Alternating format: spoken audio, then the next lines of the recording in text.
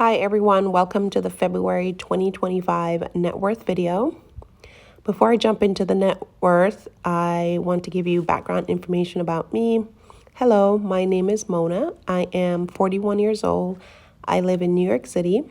I have one child who is disabled, and I am a single parent.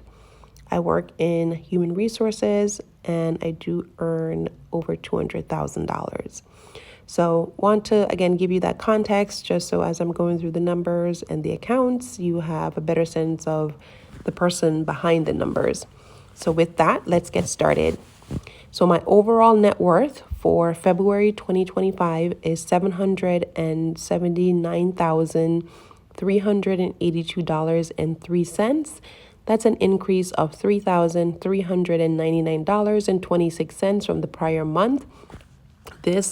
This I literally just ended in the positive, literally by the skin of my teeth, as you can see here. So February was not a great investing month. So a lot of my accounts actually went down in value.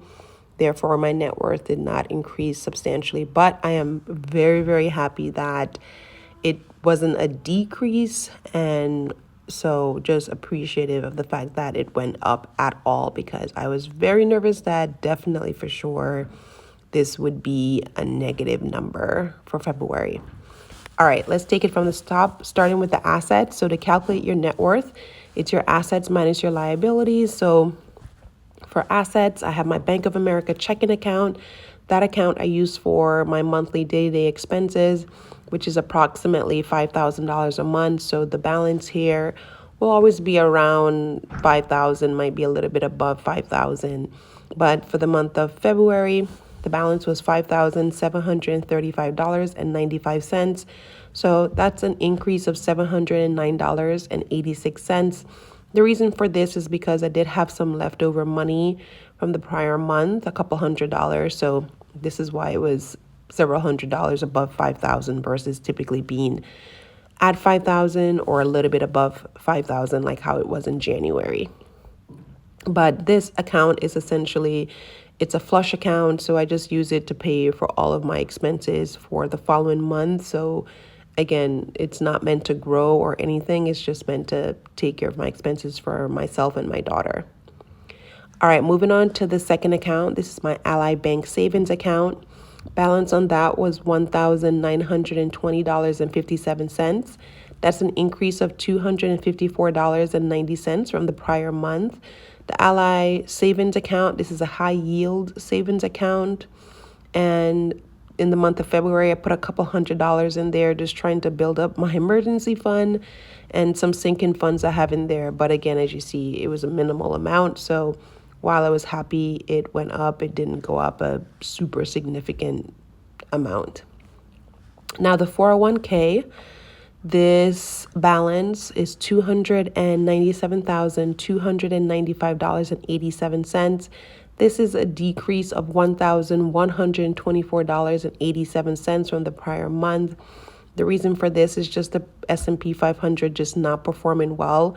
My 401k is 100% invested in the S&P 500, so this is the end result. And this is in addition to contributing about $2,800 in the month of February to the 401k. So even with investing $2,800 in the 401k, there was still a loss of $1,100. So that just puts in context for you just how poorly the S&P 500 performed in February. All right, moving over to my M1 Finance brokerage account. Balance on that is $220,026.23. That's an increase of $3,939.58 from the prior month. My brokerage account, I did put in over $3,000 in the month of February, and then I believe there was probably some growth or a little bit of growth from the market there. But that's why that increase is there. It's primarily from the deposits that I put into the brokerage account, because my brokerage account right now, it's about 60% the S&P 500, 35% SCHD, which is a dividend ETF, and then like 2% QQQM, which tracks the NASDAQ 100. All right, moving over to my Robinhood brokerage account. Balance on that is $1,470.20. That's a decrease of $437.61 from the prior month. My Robinhood account, I am doing investing in crypto and individual stocks, and they have just been performing horribly. Just complete horrible. They've all crashed. Everything is in the red. So this is why there's that huge decrease. So I don't anticipate it getting better next month, but who knows? Let's see what happens. Now, moving on over to my Roth IRA. Balance on that account is $41,387.98. That's a decrease of $480.69. My Roth IRA, the overwhelming majority of it, I think probably at 70% at this point, is invested in the S&P 500, with the remainder in a small amount in SCHD and then the total stock market. So again, given that the majority is in the S&P 500 and that didn't perform well, the value of the Roth IRA went down.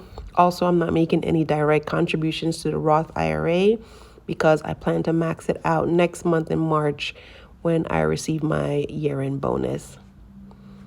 All right, let's move over to the health savings account. Balance on that was $33,229.45.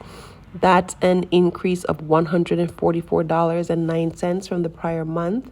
The HSA is 100% invested in the S&P 500, but the reason why there was an increase here is because I do put in $586 per month into the HSA. So I think with just the timing of when those contributions hit and the dip in the market, there was somehow actual return versus a loss from the prior month. And then moving over to the ABLE account. ABLE stands for Achieving a Better Life Experience, and it's an investment/checking account for people with disabilities. This account is specifically for my daughter because she does have a disability, so I'm saving and investing for her future. So balance on her account is $44,112.86. That's a decrease of $107.25 from the prior month. Now, for the month of February, I only put in $50 into her ABLE account, so she's invested in the most aggressive option in the ABLE account, so it is a lot more volatile. And I think just with the S&P 500 not performing, it makes sense that her portfolio also went down. But the drop here was a lot more minimal than some of the other balances. Now, granted, yes, the other balances are higher, but being down $107, I'm fairly okay with that. And then my last asset is my home. I bought my home in August of 2023, and I've kept the value at the purchase price since then. So there's $0 change in the value of my home. So if you add up all of my assets, they total $1,080,179.11, which is awesome. Now, moving over to the liabilities, I just have one. This is my mortgage. I don't believe in credit cards or car debt or anything like that. I just cash flow everything. And if I don't have the money to do something, I just don't do it. I don't put it in a credit card. I don't try to get points or anything like that to travel or stay in hotels. If I can't pay cash to travel, I just don't travel. So this is why I only have one debt. So the mortgage, the balance in February was $300,797.08. That's a decrease of $501.25 from the prior month.